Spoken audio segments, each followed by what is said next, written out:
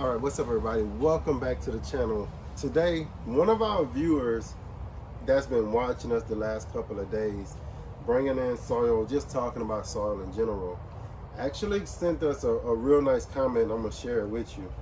It's Blind K, and she says, unfortunately, my soil gets hard in my container garden and stuff won't grow easily. I have to use potting soil, but I can use the same soil over and over, treating it yearly with Miracle-Gro plant food. I want to show you, you really don't have to use the Miracle-Gro to kind of push the soil.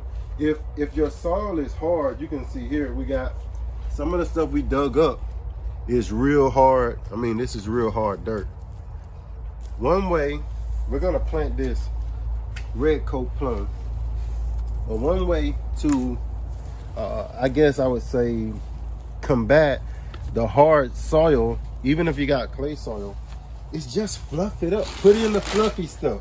This is actually just horticultural perlite, right? I have bought, it's a vermiculite, which is also a good structure builder. But for your plants, and you got that hard soil, start with the fluffy stuff. This is gonna just go into your pot and act as a buffer between, or a little separator between those soil molecules, I would call it, or the granules of soil. I've had this for a while. You can see how it just mixes in real easily. But it's giving you that actual fluffiness that you're gonna require. Now, of course, along with perlite, there's other things you can add.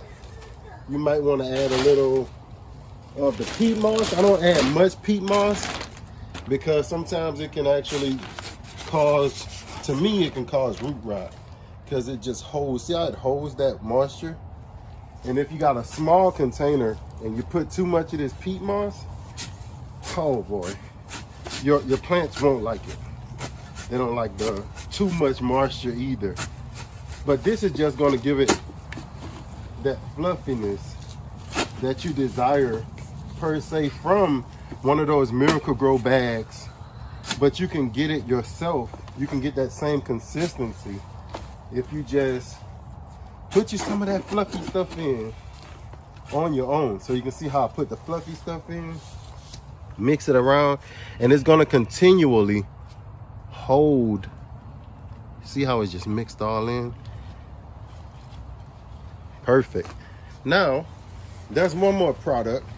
If you got real hard clay soil. So of course this is a container, but you might have some real hard clay. Using gypsum is what I found. You can see it says all natural product. Helps soften hard clay soils. Use in any season. So these are just amendments to show you how it looks. And this bag is a little old, real old. Let me get some out of here. But I got some dried pieces in there. They got kind of wet over the years. I'll show you how it looks. I think it's kind of like the sheetrock, but I think it's different. But it's gypsum. That's what they call it. And it's used for softening the soil.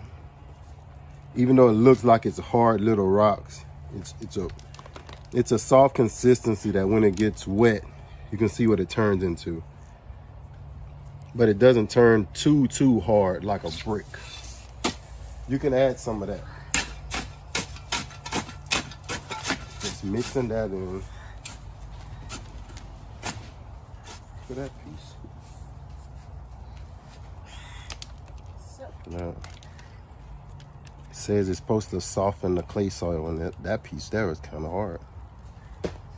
But it's not meant to, it's meant to kind of break down in circles, not in big chunks like I got them. But you can see it breaks down fairly easily. But for the sake of the video, I'll just mix a little bit of that in.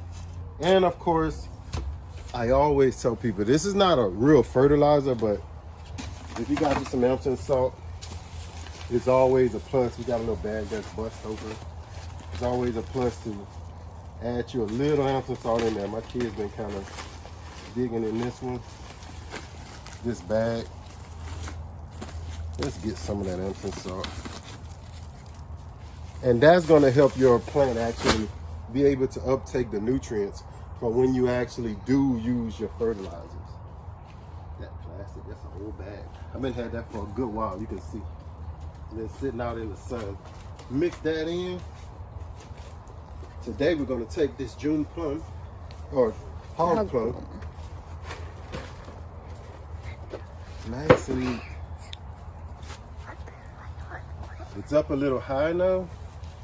What I'm going to do is I just want to drop it down in there just a little bit.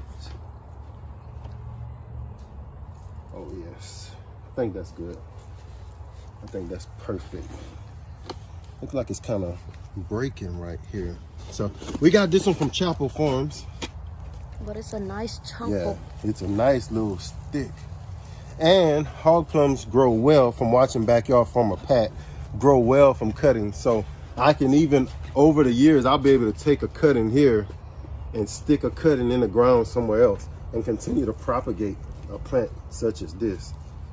But hopefully it makes it through the winter. I bought these to just see, could I get them to make it through the winter? They're really tropical, but I want them to make it.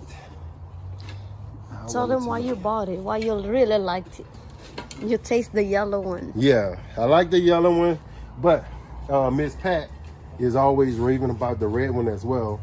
And I saw a couple of videos of people that like the red ones. When I get on my little YouTube fit, watching all those YouTube videos, and somebody said the red one was delicious as well. I'm like, I gotta have both of them. Especially since it's close to us. Chapel Farms is about 45 minutes or almost an hour from us. So it's like, it's close. yeah, that's close enough for me to ride. Traveling for 6 hours. Yeah, it's not Florida.